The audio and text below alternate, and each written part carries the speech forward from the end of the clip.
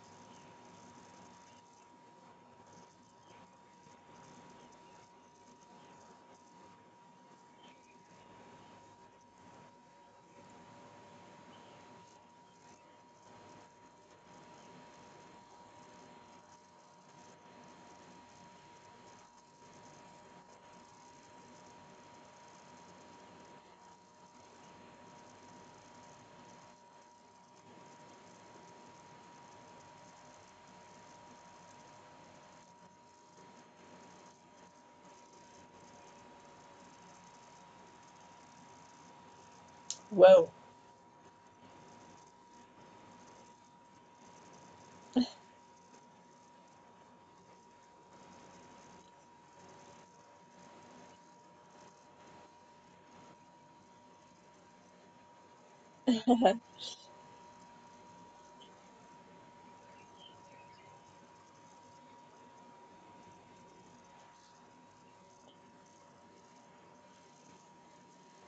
Okay, I'm going to stop it there because if you've never been to an art auction, they are exciting. Okay, here's Jean-Michel Basquiat. I do have a picture of him with a cat. He's holding a Siamese cat. You can look him up. And here's the guy, the entrepreneur. He owns two Basquiats. Also, they're rare. So then, if you don't know abstract expressionism and that the CIA pushed, supposedly, I'd never heard that before. But, um, oops, abstract expressionism. Um, Jackson Pollock is what I'll show you, and I took all these for real.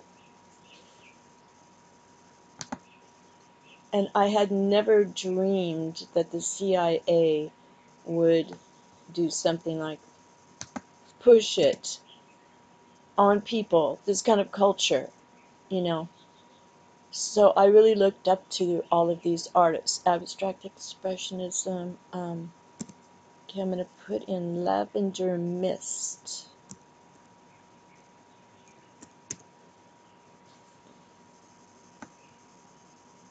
Can't spell. But, so this is what I've always loved in my whole life is art. Painting. Just absolutely love it. Masterpiece abstract art. Okay. Here's Lavender Mist. And then another thing that's really interesting is that a lot of the artists in early 20th century, they were all freaking Theosophists. And didn't know that either. Theosophists, okay? Here's lavender mist.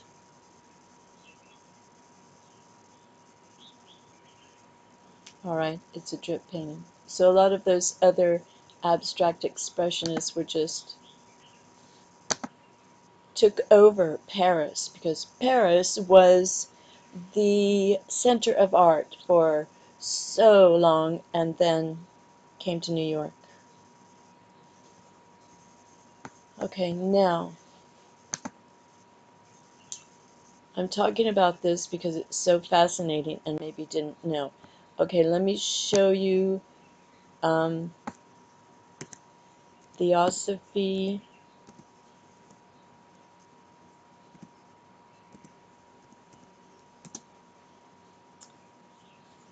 Okay, art or painters. Well, I know it's not said like that, but abstract art and theosophy. Well, Kandinski's thought forms and the occult roots of modern art. So the thing is, when I was painting and paint abstract art, I feel a very transcendent feeling, like it's a prayer in a way. So here's the Theosophical Society, and I mean, this is just really the sounding cosmos. You know, I don't think that they really worshipped like Lucifer or anything, but they did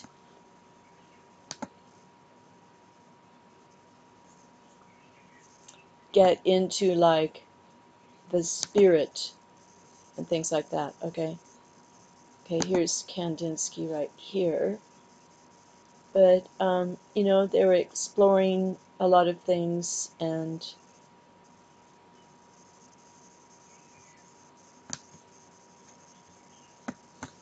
alright.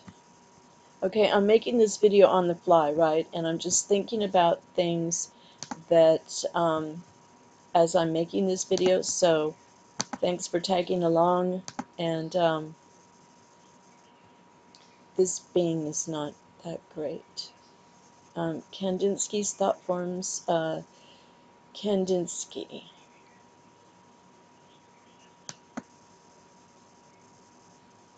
So he was the father of expressionism, I mean abstraction, sorry. And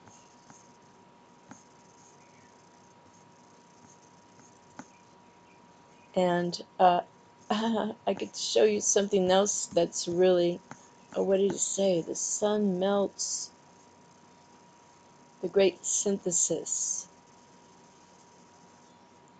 Created his work in a living room studio. The artist as prophet. He wrote concerning the spiritual in art, creating art from an internal necessity. Well, I think that we are creative by nature, all of us, and it is a way to connect with the Holy Spirit, and if you know God. So there is something else I was going to say about it, but for another time.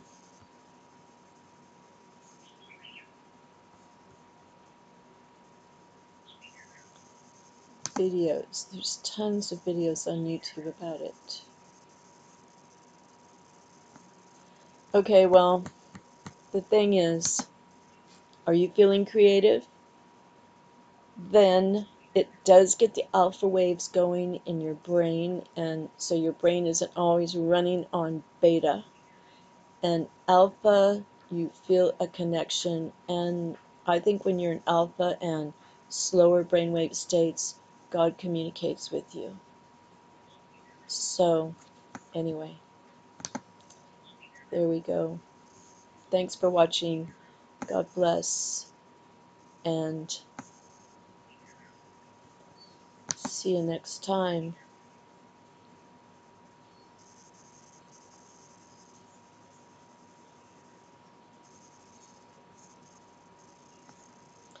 Well, I don't want to read all these words. I want to see some pictures, some paintings. Well, speaking of that, I'm going to go paint now.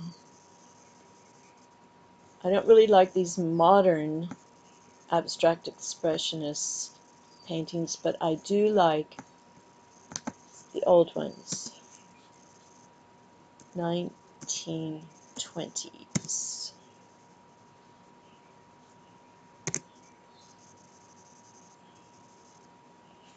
That's not it.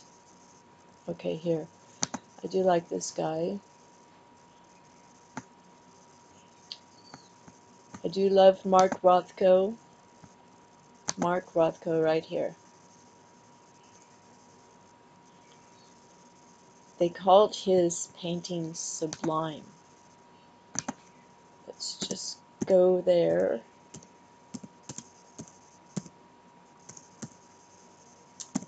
Mark Rothko. Take the date off.